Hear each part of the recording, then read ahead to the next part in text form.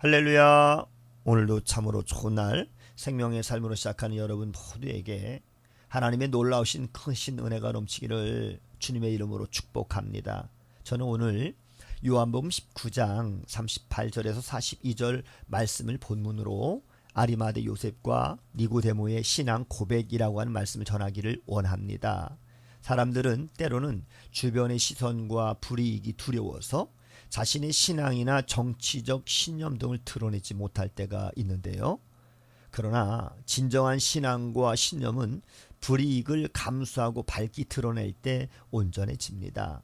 아리마대 요셉과 니고데모를 보면서 이러한 사실을 배울 수가 있습니다. 아리마대 요셉은 예수님이 십자가에 달리시기까지는 숨어있는 그러한 예수님의 제자였습니다. 그는 존경받는 공회원이었고요. 또한 부자였습니다. 그리고 하나님의 나라를 기다리는 사람이었습니다. 그는 마음으로는 예수님의 가르침을 받고 예수님을 믿는 그러한 제자였지만 유대인들이 두려워서 예수님의 제자임을 드러내지 못하고 있었습니다. 예수님을 믿고 따를 마음은 있었지만 그러나 자신이 누리고 있는 기득권을 포기하고 불이익을 감수할 용기는 없었던 것입니다. 그랬던 요셉이 빌라도에게 예수님의 시체를 달라고 요구한 것은 그에게 중대한 변화가 있음을 암시합니다. 또한 바리새인이었고 유대인의 지도자였던 니고데모도 마찬가지였습니다. 그가 밤에 예수님을 찾아와서 말씀을 들었던 것은 마음으로는 예수님을 믿었지만 겉으로는 드러나기가 두려웠기 때문이었습니다. 그런데 그도 예수님이 운명하시자 모략과 침향 섞인 것을 가져와서 예수님의 장래에 적극적으로 참여함으로 예수님의 제자임을 드러냈습니다. 이 두 사람은 예수님의 십자가 고난과 죽음을 목격하자 자신의 모든 것을 잃더라도 예수님의 제자임을 드러내기로 아주 마음을 단단히 먹었던 것입니다. 이는 예수님의 가르침과 계시가 십자가에서 정점을 이루는 사실과 무관하지 않습니다. 예수님이 십자가를 지심으로 하나님 나라의 복음을 완성하시자 아리마대 요셉과 니고데모의 믿음도 참 제자의 믿음으로 성장할 수 있었습니다. 예수님께서 마태복음 16장 24절에 이렇게 말씀하셨습니다. 예수님을 따르려면 자기를 부인하고 자기 십자가를 치고 따라와야 한다라고 이렇게 예수님께서 말씀하신 것처럼 두 사람은 숨김없이 자신을 드러냈던 것입니다. 예수님은 누구든지 사람 앞에서 예수님을 시인하면 하나님 앞에서 그를 시인하시겠다라고 마태복음 10장 32절에 약속을 하셨습니다.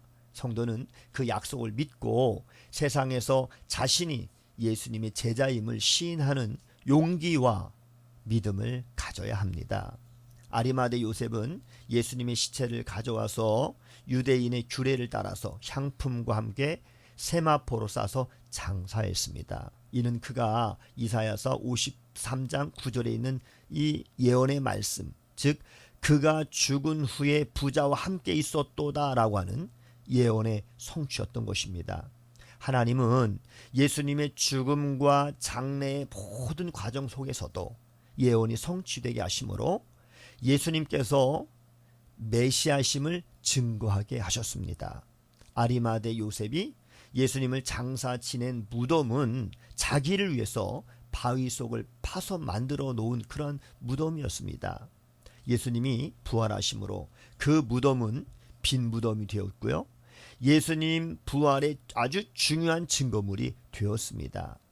아리마대 요셉이 그 무덤에 묻혔더라면 그냥 평범한 무덤이 되고 말았을 것입니다. 자신의 무덤을 예수님께 드리자 그 무덤은 하나님 나라와 복음의 핵심 증거가 되었던 것입니다. 이는 마치 어린아이가 자신의 도시락을 예수님께 드림으로 많은 사람들이 예수님의 표적을 보고 배불리 먹게 된 것과 마찬가지입니다. 이와 같이 성도가 믿음으로 하나님 앞에 자신을 들여서 헌신할 때 하나님의 영광을 드러내는 소중한 도구로 쓰임 받을 수가 있는 것입니다. 성도들 중에도 직장이나 사회에서 자신이 예수님을 믿는 자임을 이렇게 자신 있게 드러내지 못하는 사람들이 있는데요. 그런 태도로는 하나님의 영광을 찬양하는 구원의 목적을 성취할 수가 없는 것이지요. 믿음을 가지고 담대하게 자신이 예수님의 제자임을 적극적으로 드러내는 성도가 되어야 할 것입니다. 오늘도 복된 날 주님과 함께 승리하시는 하루가 되시기를 주님의 이름으로 축복합니다. 샬롬.